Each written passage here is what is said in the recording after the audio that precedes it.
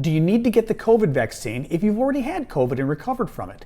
The CDC, the Centers for Disease Control, America's top disease-fighting agency, says yes, you do. And there's 3 reasons why.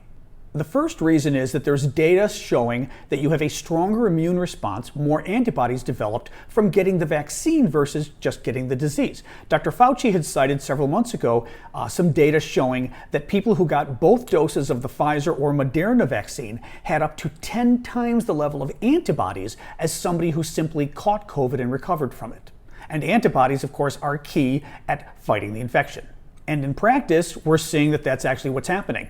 A recent study showed that people who got COVID, recovered from it, but didn't get vaccinated afterwards, were twice as likely to catch COVID again as somebody who was vaccinated against COVID.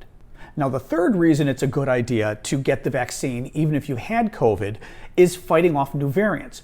There's data that shows that you have a better ability to fight new variants if you've had the vaccine than you will have had just from simply having COVID. For whatever reason, the vaccine preps your immune system in a way that it's better able to identify and fight back against these new variants. Now, you've got to remember that what the science is showing is that your immunity level is decreasing over time, whether you got the vaccine or whether you caught COVID and you have natural immunity, right?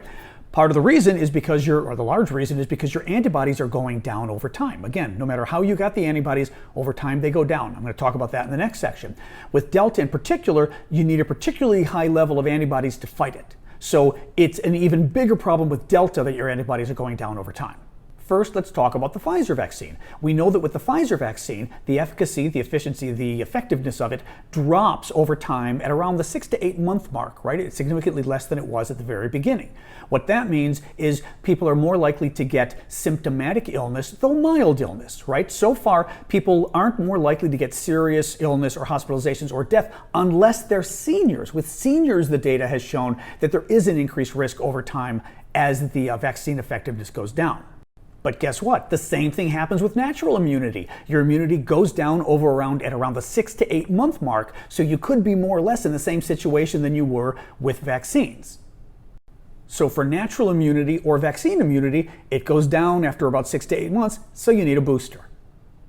Now, the naysayers say, but natural immunity always gives you more protection than just getting the vaccine. Sometimes that's true, a lot of times that's true.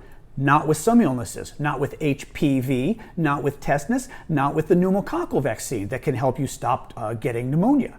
In those cases, the vaccine does a lot more than natural immunity does. Again, this is why they're recommending the booster for everybody.